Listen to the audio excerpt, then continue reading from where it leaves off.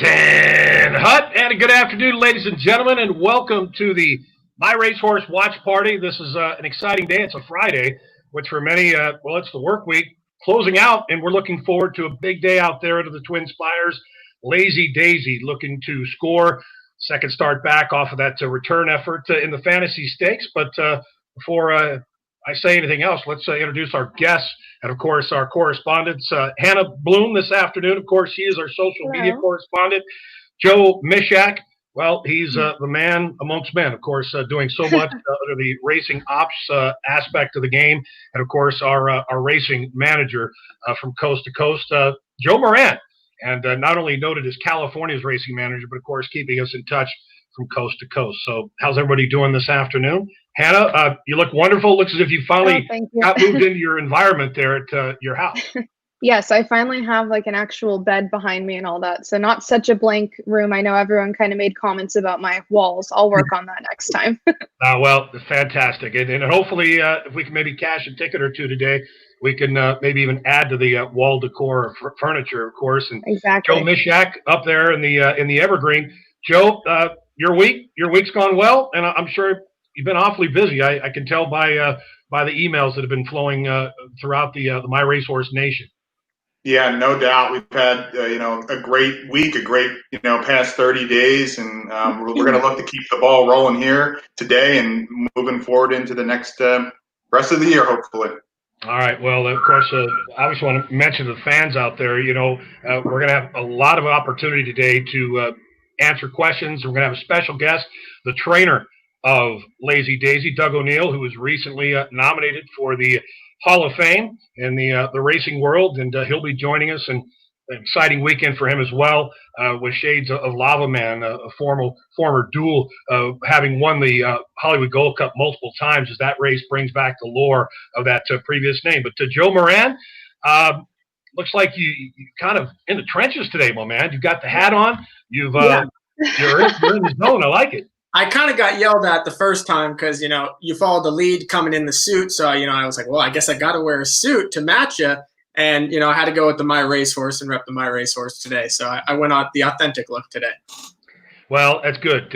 You look top notch, my friend. And it's a pleasure to have everybody back. I know that, in these trying times, of course, I tell you, we thought we were getting over one, but, obviously the nation and the world is in a rather trying time. And we can only hope that My Racehorse and what we do in the horse racing world can be your own private sanctuary. I know it is mine. Being down here in Ocala, I'm actually down for the OBS sales. It's an exciting time. As much as I hate to be away from my family, I'm excited about the future. It's always nice to look ahead. And, of course, today – we'll have an opportunity to do that. And I think we may as well just step right in. Of course, Joe Moran, you've got your pulse on what's happening as far as our horses of racing age, horses that have been recently been moving and transitioning from training centers to racetracks. What's the latest and greatest? Yeah, so there's been a lot of action going on from horses recently debuting. We had you talking about Practice and Vertical Threat. They both debuted going 5.5 furlongs on the turf. Both missed the breaks, but really ran on well, so we're excited to see the future on them. Both will hopefully come back with another June start.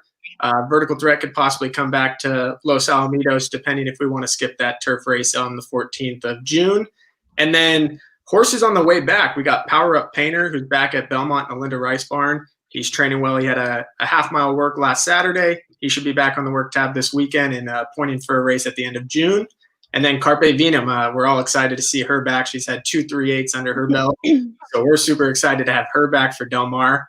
And then horses on the move. We had Mo Mischief lead yesterday from Palm Beach Downs. He had a real strong work, 2 3/8 works under him.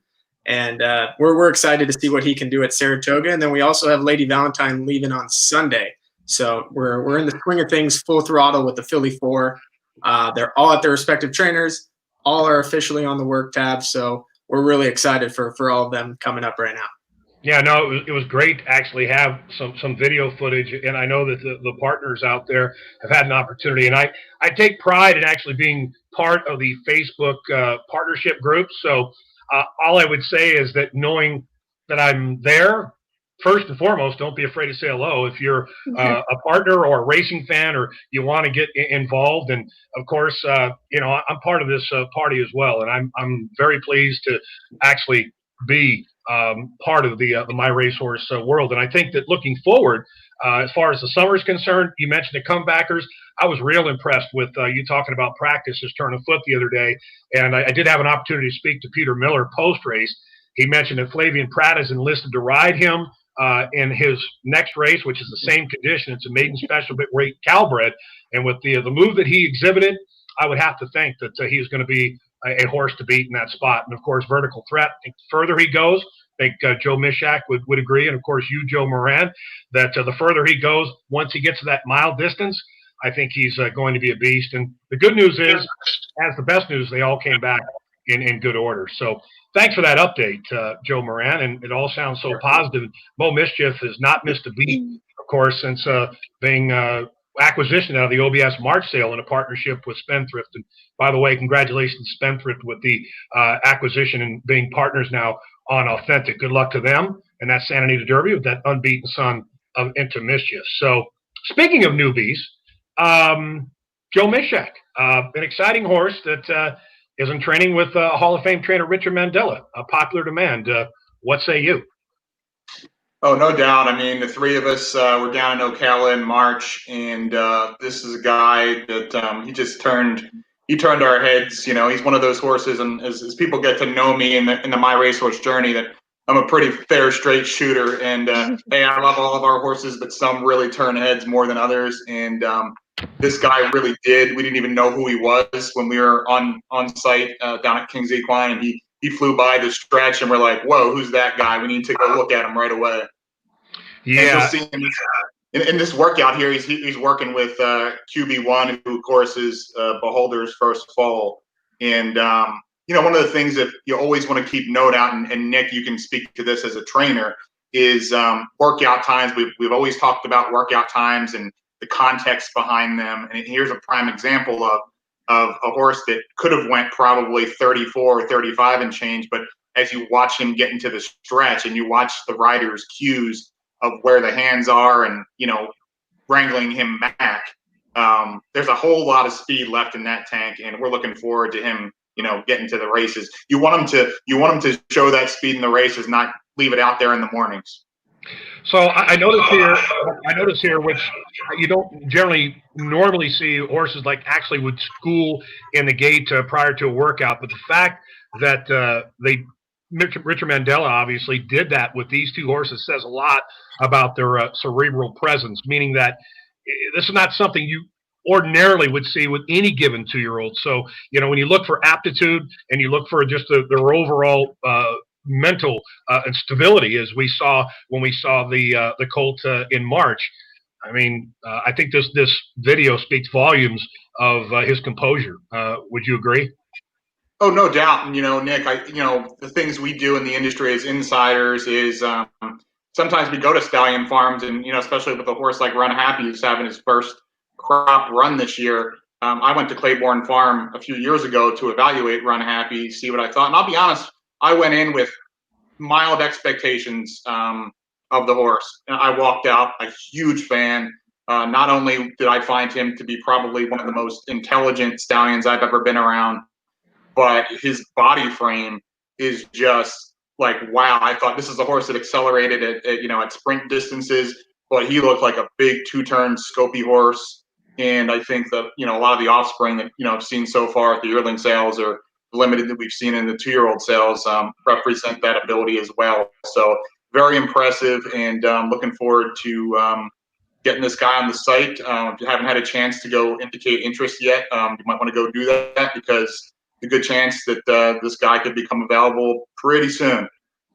Well, and we talk about Run Happy as a racehorse and what he accomplished. I mean, he was a dual champion. He was a champion 3-year-old, champion sprinter. He did all of this in 2015. It was a tremendous body of work in that time, but he was medication free. I actually am a former trainer of Mattress Mac, Jim McIngvale. I'm sure there are many of you out there that probably didn't know that, but Mac was one of the most, if not the most ethical guy that and client that I'd actually worked for, in a sense that he wanted everything above board and give the horses the most and utmost care. He was Lasix free, he was Butte free, he was medication free. He earned over nearly 1.5 million in his career. He's had 2 starters thus far, one of which actually was a horse by the name of Pretty Happy, and it was trained by Mattress Mac's sister-in-law, Laura Wohlers. Please put that horse in your stable watch. Go back and watch the replay on May 21st. Absolutely missed the break, came running, made a nice rail run, and actually was squeezed a bit. You might get a price on Pretty Happy next out. So Popular Demand, for me, he checked all the boxes: balance, bone, conformation, and the aptitude aspect of it. You saw as easily as he moved in that workout, he certainly gave you the impression that he has a lot more to give. And Joe Moran, you've had conversation with the Mandella camp. What's been the feedback? Yeah, I mean, they've been super happy. Like you kind of said and we kind of talked about, he hasn't missed a beat since he got into their barn at the end of March. He did have another gate work since that where he actually broke from the gate, and they were very happy. They're still going to probably give him another one, but he's right on track for that early Del Mar debut, and they couldn't be happier where he stands right now. Right, and can you enlighten us on the maiden special weight bonus that Mattress Mac offered up? Yeah, it's quite the incentive that Mattress Mac offers up of $100,000 if a 2-year-old breaks their maiden in a maiden special weight at Del Mar in this case in particular. Also the summer meet at Belmont, Saratoga, and Kentucky Downs. I believe I'm not missing anyone if I'm not. No, I think that's a tremendous incentive by way of Mattress Mac, and he's obviously supported his stallion not only with his mares, but also at the sales, trying to acquisition more Run Happies. But you, for the fans out there, and of course, you wanting to be part of the franchise, this is your opportunity. Popular Demand, you have to look at these horses as if they're franchises. I mean, can you imagine owning part of the Los Angeles Lakers or potentially next year's Super Bowl winner, the Dallas Cowboys? You got that chance. Mishak, put a smile on your face. Philadelphia Eagle fan to your bottom right. All right. Super Bowl winner, baby. So, all right. So I guess my next question is, Joe Mishak, those shares, you're available to partner up on Popular Demand right now. Is that right? Not quite, but pretty soon. I'm excited. I want to send. Pretty soon. I'm just going to say, just keep an eye out on your mailbox. Okay, so be on the ready is what Joe Mishak says. And you heard from Joe Moran. Hey, the beauty of it, it sounds once these become available, this horse is going to be essentially on green light go as far as getting into the entry box. So that's a phenomenal update on where we stand as far as the horses are concerned. And there he is again, Popular Demand. And indicate interest. Yes, I love that. That horse has the look of Eagles. Obviously, I as an owner, racing manager, TVG host, horse player, my wife probably wouldn't appreciate this, but I would love to be able to get involved in each and every single horse. But there are certain horses that just kind of they take you, right? And I can honestly tell you, when I saw Popular Demand at the farm, because I'm a big Run Happy fan. How could you not be? I mean, it's a great story.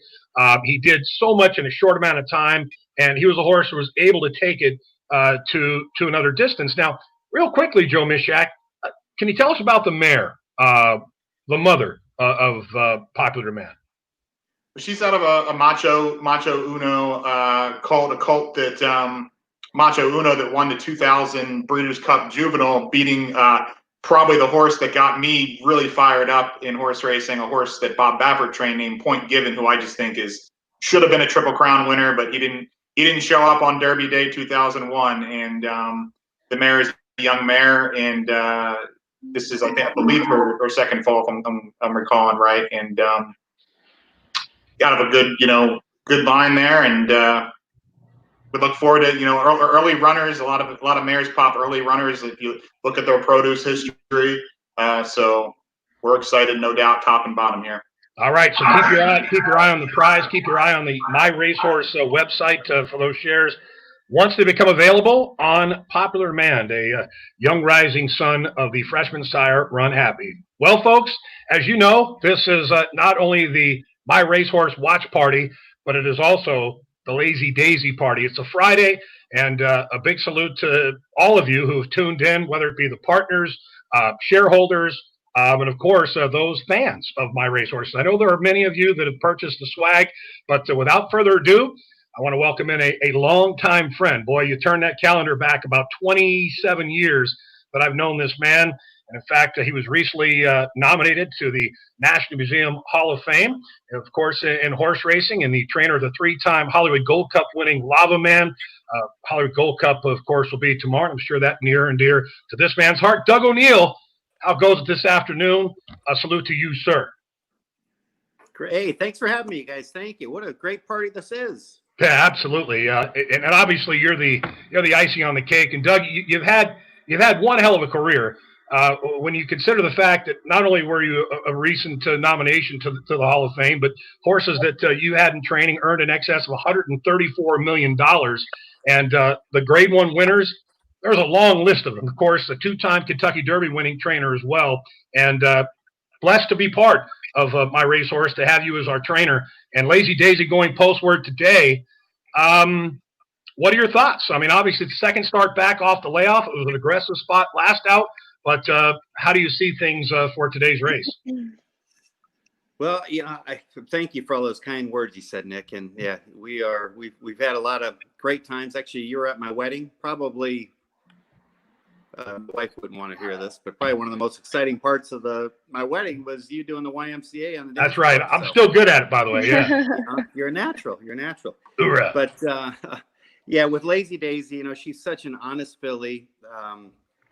The Breeders' Cup just didn't go her way, and the whole crew that own her, the My Racehorse investors, and Joe, who I talk to all the time, wanted to do the right thing. We gave her plenty of time to freshen up and get ready, and like you say, that the comeback race at Oaklawn was definitely a tough spot, but I thought she actually ran very credible, split the field and against some really top fillies, and she came out of it in fantastic shape, and she's won over there at Churchill. So it's a tough race, but I think she's equally tough in there. Yeah, I think the thing that stands out for me, and by the way, Hannah Bloom, our social media correspondent, they're going to throw in some questions that I hope you don't mind answering. But when you look at credentials for this particular race, there's obviously She Dares the Devil. She's the other graded stakes winner in the field. The one thing that stood out to me, Doug, was the fact that when you go back to Lazy Daisy's best performances, she was laying relatively close. In the dynamic of how this race sets up, do you have an instruction for the rider, David Cohen, who rides back, or do you kind of let him just play it by ear? No, it's a great take and a great question. The way the track has been playing, I'm watching it on the big screen here in front of me. Speed's been playing pretty darn well, and like you said, her a couple wins there early in her career were definitely forwardly placed. So David came and worked her the other day for us at Keeneland. He's gotten to know her really well, and I talked to him this morning, and the plan is to leave there running. Let her find her best stride. If she finds herself on the lead, great. If somebody else really wants to go, he can sit just off it. But yeah, I think if things go our way, she should be 1, 2, 3, saving some ground from that 8-hole going in the first turn, and then hopefully she's ready. The track should play her way, and looking for a big day. All right, well, let's do it. Obviously, the fact that she's 8-1 on the morning line from a wagering perspective, I think, obviously, I know I am as a handicapper, as a former trainer. You always kind of look to the third race off the layoff, but I think 8-1 seems like a reasonable, fair price to put a $2 bill on the nose and hope that it works out. But the main thing is she has a clean, safe trip. She did encounter some traffic trouble last out. She comes back sound and will continue to develop her career. But Doug, I want to bring in Hannah Bloom, of course, our social media correspondent. Lots of questions coming in. Hannah, take it away. Yeah, so this one I thought was really interesting. Hi, Doug. Hello, is Hannah. from Jim Bay. Doug, are there some horses that prefer running in the east versus out west? I think horses. There are horses for courses type of thing, and I think that the beauty of a filly like Lazy Daisy is she travels so well. So, her getting most of her foundation work coming back to the races in Southern California and then shipping to Oakland, I thought she handled that perfectly. And again, split a pretty tough field. And then we went from there to Kentucky, and she hasn't missed a note. I sent Molly a picture. I don't know if she was able to pop it up on anything on any of the websites, but yeah, her coats are all her coat's dappled. Her weight looks phenomenal. And so, as far as do some horses prefer running in the east as opposed to the west?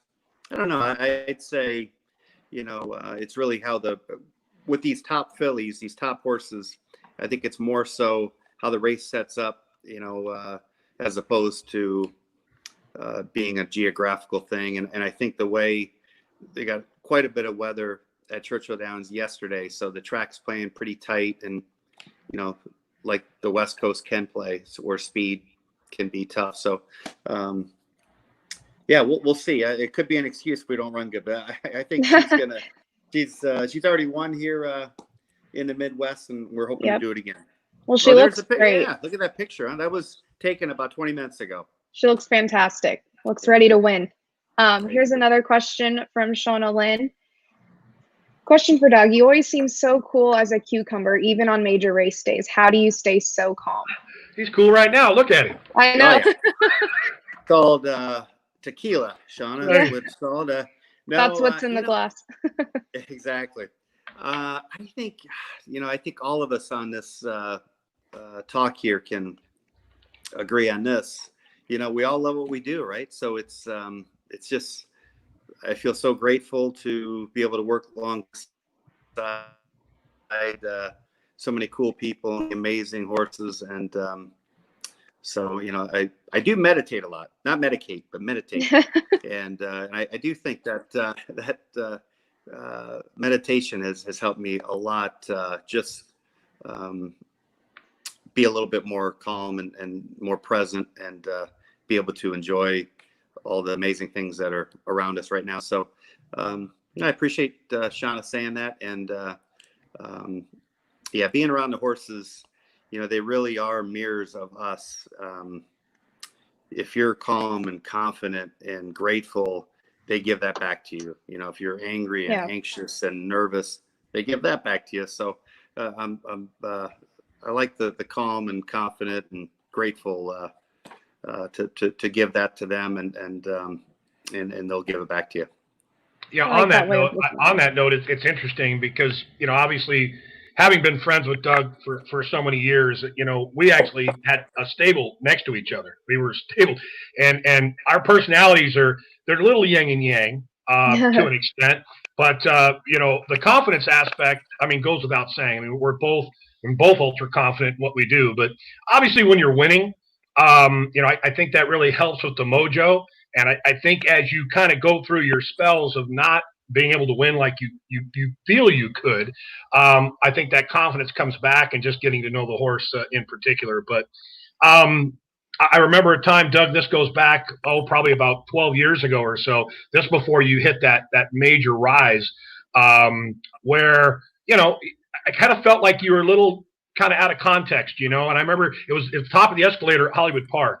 You came to me and said, Nick, I'm under a lot of pressure, a lot of things going on. And I looked at you eye to eye, and I told myself and told you, I said, hey, just stay true to yourself. If you can go home at night, look in the mirror, and you feel good about what you're doing, just stay true to you. You know what you're doing. Obviously, you're a talented trainer. So it goes beyond the horsemanship, but it goes beyond just being a trainer. It truly is all about being a person and being real. And I think that's what's gravitated your game. And, before we get on to another question, with the Hollywood Gold Cup name coming back this weekend tomorrow, what does that do for you? Lava Man, 3-time Hollywood Gold Cup winner, the coach, it's got to be a tremendous feeling. It is, Nick. Yeah. And actually, so excited and honored to say that they've asked Lava Man to lead the post parade tomorrow. Oh, I love that. Yeah, so it's so cool. And yeah, at 19, you know, he doesn't look a day over 9. You know, he looks so well. And so it's going to be really cool to see him leading that and being a 3-time winner along with Native Diver of that race. So, yeah, it really is. I think as some, people maybe are born into handling all the human aspects that go along with horse racing, but I do think, and I do remember that moment there, and you're mentioning Nick, and I appreciate your advice at that time, because it sometimes does get a little bit overwhelming, the amount of human pressure that you can put on yourself from the employees to the owners to the agents to fans to Sure. to friends to family, so yeah, it's really a matter of trying to get through that and really, like you say, just be true to yourself and remember that you're not chasing money, you're chasing that ability to work alongside a horse and to be part of something really cool at any level, where your efforts, along with the shoer and the hot walker and the groom and the exercise rider, of trying to get that horse at his best and to compete at his best at whatever level that is, when they run well, there's just nothing better. So really remembering why we all got into the sport and just stay true to that.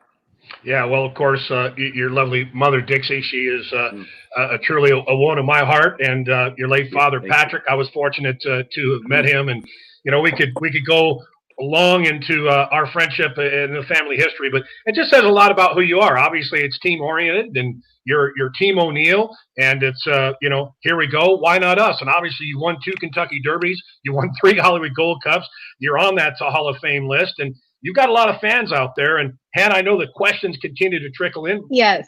I know we've got an inquiry that came up at Churchill, so there was a little bit of a delay there. So we've got some time here, Doug, if you don't mind. Yeah. Hannah, what other questions may we have there? Yes, we have one from Darren Mueller. I know this is a question I would like to see the answer from Doug. Who was your favorite horse you never trained? That is a funny question. Wow. Who's the favorite horse I never trained? Well, one of the horses that got me hooked early on, horse John Henry, just the absolute rock star. And got another horse. I'm going to throw 2. Horse John Gosden had a horse named Bates Motel, who had to be 17 hands. He was huge, and I remember him winning the I think it was San Anita Handicap with Terry Lipham on him. So those would be a couple horses that, if I did have posters of horses on the wall, it would probably be of John Henry and Bates Motel. Those are 2 horses that really stamped my admiration and just my early days of going to the track, and those 2 horses just were rock stars to me early on. That's awesome. We have another Lava Man question too. Here it is from C Money. Lava Man was such an inspiration, from claimer to Grade 1 winner. Do you have a favorite Lava Man story? Let's see. Favorite. It's probably a tough one. It is. I've got so many. Probably the one that jumps out was, this is how it's such an inexact science where you place horses and how you feel and all that stuff. And he had lost 2 or 3 in a row, and it was early on in this 4-year-old campaign, and we offered him up. Actually, the owners really don't want to do it, but I talked him into offering him up in a $100,000 claiming race. Wow. And he won, and he didn't get claimed, obviously. But I called the one guy. It was Steve Kenley and that family. The Kenley family owned half, and then Jason Wood and his family owned the other half. And Steve Kenley was probably the most adamant, like, why are we doing this? And a little horsey poker. And so right after the race, Steve, I don't know if he called me or I called. He was like immediately after. I said, I went in with the guy, you're going to kill me, but he got claimed. And if you would have heard we would have to bleep out every. Oh man, yeah. one and All and the then I threw expletives. exactly. Beep, beep. And I said, I'm just kidding. And you son. So that was probably one of my memorable things. But obviously winning the 1 year where he won. He won a grade 1 on the turf, the synthetic, and the dirt. I mean, that's just unheard of how freakishly talented and what a competitor he was. And actually, our shoer, who's now retired, he retired at a young age, but Jimmy Jimenez, former trainer, and then he became an excellent shoer as well. He did such amazing work with Lava Man. That was one of his Achilles heels, if you will, was just his feet were always kind of an issue. And between him and then Noe Garcia, who was his longtime groom that was involved in that accident. Remember that? Right. So yeah, I get goosebumps. There's so many things that whole, God, it was about 5 years there where Lava Man was we were so blessed to be able to come to the barn, and we had Nick Jagger right there in the barn staring at us, and we were able to watch him work out every 3 or 4 weeks and then kick some butt every 3 or 4 weeks. So it was, very cool. Yeah, the one thing about that story, you mentioned a horse that your favorite horse you never trained, John Henry. The parallels there are quite amazing when you consider the fact that John Henry, granted we didn't have synthetic tracks when he was racing, but he had won over multiple services and did it over a span of years. So yeah, there's a lot to be said about Nick. He was a claimer too, wasn't he? Yeah, no, I mean, at one point, I think he ran, if I remember correctly, I think he ran for 8,000, a claiming tag. He was by old Bob Bowers. So, I mean, those are horses that you call them once in a lifetimes. And I'm sure as you got through that phase with Lava Man, it was like, all right, well, what's next? And, of course, so we could get into the whole Paul Redham story with I'll Have Another, and, of course, going back and doing it with Nyquist. And I'm excited to see what his babies are to accomplish. But we're in the paddock, Doug. We're 13 minutes to post here for Lazy Daisy for the fans and shareholders that have just tuned in. You join the watch party for Lazy Daisy. We'll be going postward here at Churchill. She is currently 9-2, taking a little bit of early money on the board. The other greatest stakes winner in the field, She Dares the Devil, is your 6-5 favorite. And we're talking to Doug O'Neill, trainer, Lazy Daisy. Doug has done a tremendous job. Great communicator, and his positivity is certainly contagious. Of course, Hannah Bloom, our social media correspondent. Before we get into a couple of replays, we're going to get into some race replays. Hannah, do you have a few more questions for Doug? I do. This one's come up a few times. This one from Erica. What does Lazy Daisy have a barn name? Lazy Daisy. We call Lazy Daisy Daisy. Okay. So pretty Simple. Yeah. Easy as that. Yeah, sweet and simple. Yep. Just a lot of also comments about Lava Man. I mean, how could you not love that horse? So I know a lot of people are very excited to hear the Lava Man stories. This is another one about Lava Man. Who did you claim Lava Man from, and are they still regretting it?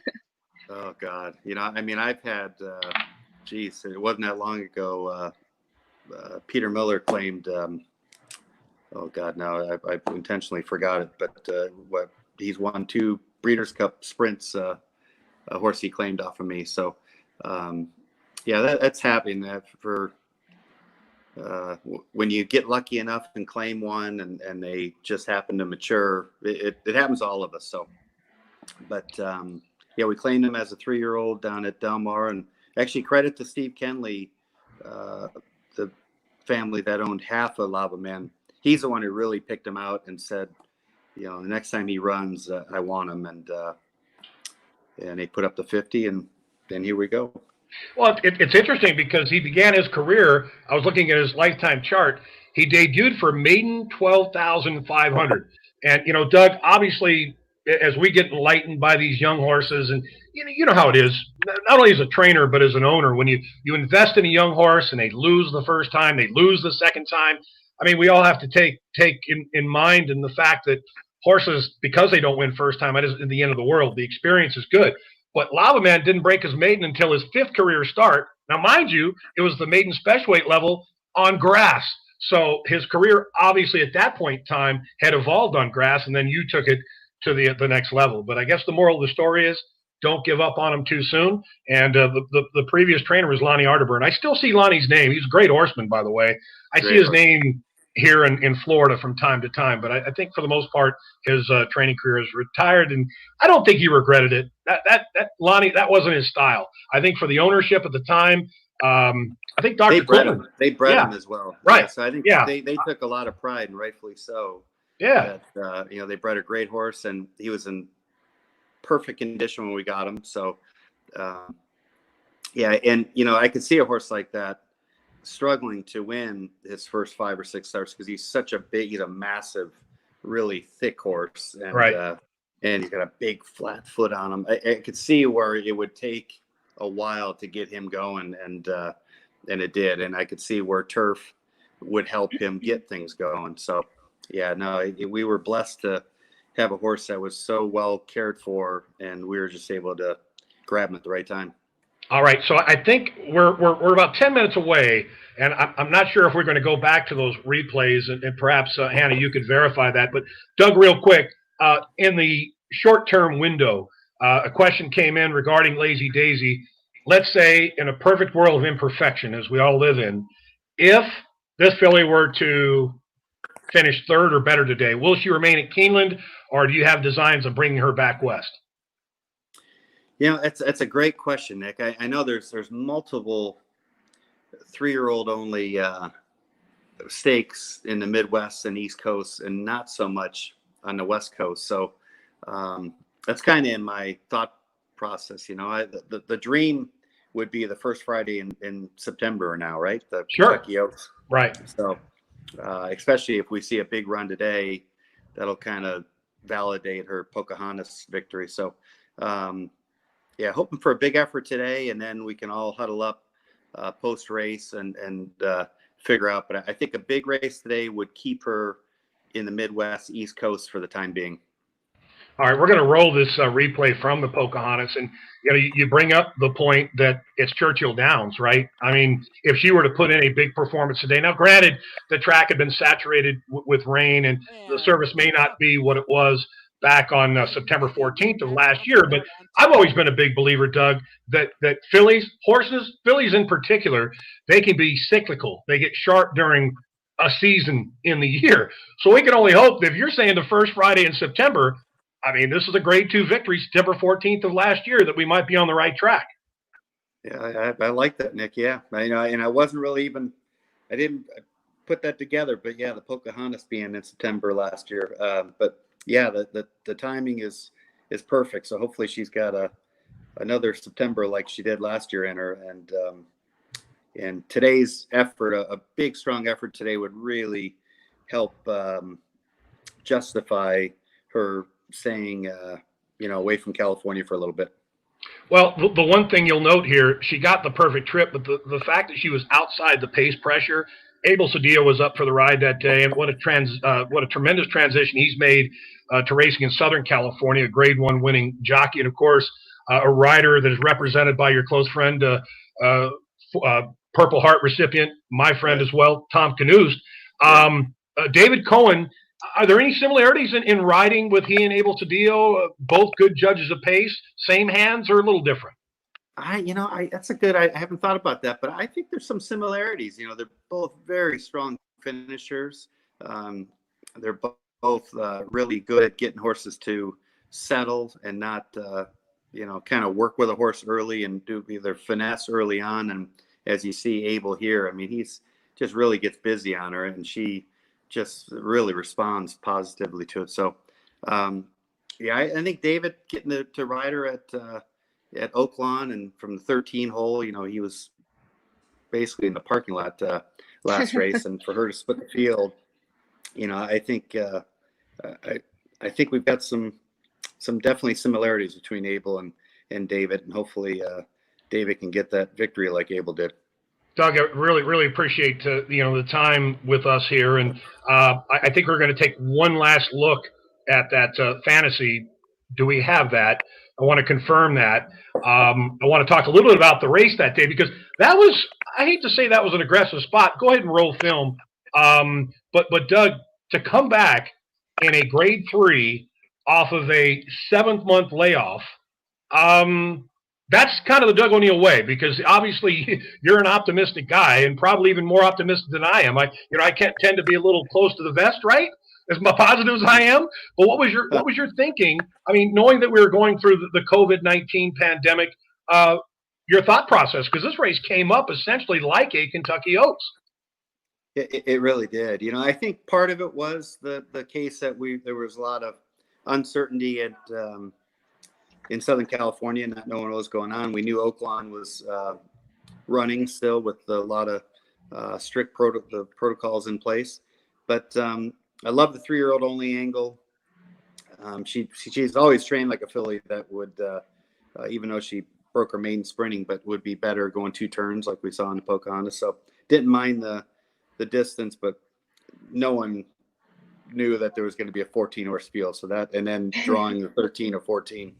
But yeah, you'll see she actually had to steady a little bit here too mid-stretch. So yeah, it was definitely an ambitious spot, and but I thought she really these two about 14 lengths ahead of everybody else, I think. But yeah, she can't really see her here, but definitely got in a little bit of trouble there, and but kept fighting. So a strong comeback, and with these type of efforts, you worry it might really take the life out of them and thin them up, and it might take more out of them than you wanted. But she bounced right out of it, came out of it great, and we gave her a couple extra days before we breezed her back, but she breezed full of energy, and then she came back last week again under David Cohen and breezed great. So yeah, it was an ambitious comeback, but I think it's done its job, and we're going to know more here in about 10 minutes, I guess. All right, Doug. Well, Hannah, one last question for Doug before we go to the paddock. Sure. I think this question is really interesting. Doug, how has the experience been for you working with My Racehorse? Oh, wow. Well, geez, I'm speechless. I can't say anything negative. Yeah. Oh, yeah. Seamless. Exactly. Yeah. Remember, you're live. No, it's really been an awesome concept. You got so many people that love horse racing and want to be part of it, and yet don't have Donald Trump kind of money to invest. So I love the fact that it gives all of us a chance to be part of this great industry. And from a trainer standpoint, there's nothing better. Again, talking what we were saying earlier about horses are mirrors of us. When you surround horses with a lot of loving owners, they thrive on it. They love it. And so it's been a wonderful experience. I've only had a few with My Racehorse, but I think what you guys are doing is awesome, and hopefully we have more horses together down the road. Absolutely. I'm looking forward to that, Doug, and I know that that is a part of the greater plan. Well, they're on the track, and Doug, we're going to let you do your seance within the private confines of your home there. Light a candle, but we appreciate your time on behalf of all of us here at My Racehorse. The salute goes out to you, sir. Awesome. Good luck. Thanks for having me, guys. Let's yeah, thanks. Yeah, that was great. Awesome. Thanks. Got a lot of questions in. Oh yeah, I mean, I'd imagine, Hannah, we could have probably talked another half hour and likely missed it. Easily. Yeah, easily. All right. Well, there was a good look at Lazy Days. She looks fantastic. I want to welcome back in Joe Moran. Joe, you had an opportunity to look at these horses, and we covered a lot of ground there with Doug, and again, a thank you to Doug for taking out his valuable time. And James Hamill says, Joe, stop putting a large fingers on Lazy. I wish it was me. Joe, you're getting called out here. I know. I need to get my wager in. I didn't need the DQ in the race before. That's what hurt me. I'm in trouble now. Well, Joe, you've had an opportunity to look at this race. From a pace perspective, as we talked to Doug, it sounds like I guess the game plan would be for her to lay a little more closely in this spot and I think that's where she wants to be. I don't think she necessarily wants to rally from off. Yeah, I completely agree. And when you look at this form, I don't think there's one horse in particular that really wants the lead. So it wouldn't even surprise me if she broke on top and found herself on the lead. Right. The 7 horse inside of her, I could see putting some pressure on, no doubt. But when you look at like the 3 Fire Coral, who I thought ran exceptionally well in the fantasy after stumbling terribly at the start, when you look at her form, her last win was on the lead, but they went 48-3 for that half-mile split. And to me, if that happens, I see us in front of that horse. And you can say the same thing for the horses have reached the starting gate. It's post time. Really well last time, but I see her coming off the pace. So I think we have a great tactical position here. All right. Well, the time is now. And again, a big salute to everyone about you out there that came in to the My Racehorse party. We've certainly enjoyed it up to this point, and let's try and close it out with a victory. Lazy Daisy going postward here. Post position number 8, a field of 8. She is 6-1 on the board. David Cohen in the irons. Best of luck to all of the partners, and let's get lucky. Good luck, everybody. They're the gate. And they're off. She dares the devil. Alert start toward the inside. So too Miss and Bo outside. They're 1-2. Lazy Daisy comes up from that outside post. Lucky Betty comes through from the inside post. Alters Award in a bit tight there into the clubhouse turn. So it is. She dares the devil out to set the pace. Makes the lead rather easily. Leads a length and a half. Miss and Bo up to be second and outside. Lucky Betty tucked away third and at the rail. Lazy Daisy racing in fourth. Embossed is fifth in between horses. Alta's Award is also right there. Sixth and only 4 lengths off the lead. And that is Fire Coral second to last for the backstretch run. Auction Fever trails to field. The opening quarter goes in 23 and 3 for the seconds. There's 5 furlongs to go. She dares the devil showing the way. Reserved up top by 3/4 of a length. Miss and Bo tracking intently from second, 4.5 furlongs out to break a 2-back. Lucky Betty has been inside throughout and is third for that far turn. Alta's Award in between horses racing fourth. Embossed is now fifth, 3 lengths back. Fire Coral running in 6. Lazy Daisy is dropping out of it. Auction Fever moves up out of last, 3 furlongs to go. She dares the devil, lets it out just a bit. Opens up a length and a quarter now as they race for the top of the stretch. Miss and Bo's asked to go now with the 2 furlongs to go. Alta's Award is under pressure back in third. Lucky Betty is fourth. Auction Fever is picking it up late, top of the stretch. She dares the devil, 2.5 lengths in front down to the final furlong. Miss and Bo's trying hard, but is still second. Farther back, Auction Fever and Alta's Award. There's a 16th to go, and She Dares the Devil keeps on going. She Dares the Devil cruised on the lead all the way around and wins by 5. Miss and Bo is second. Auction Fever and Alta's Award.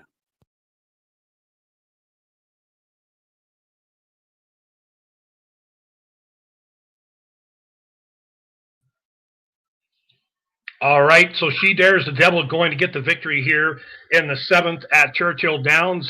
It looked as if something just didn't quite go right with Lazy Daisy. She kind of essentially went into retreat mode at about the half-mile marker. And obviously on behalf of My Racehorse, Joe Moran, Joe Mishak, I'm sure that you will indeed get some information for us as soon as it comes available.